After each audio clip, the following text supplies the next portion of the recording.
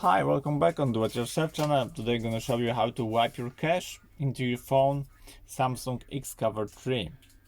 To do this operation, turn off your device and after that press and hold volume up, home button and power button together. Release power button, still holding volume up and home.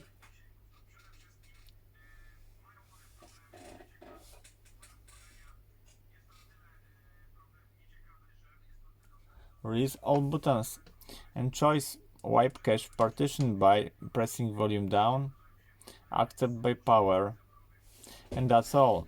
This could be speed your phone and erase all don't use the data. Now reboot system now by pressing power, and now phone gonna be start with erasing cache. So I hope the video is helpful for you. If yes, you can leave like, leave comment and leave subscribe, and see you by next video. Hey.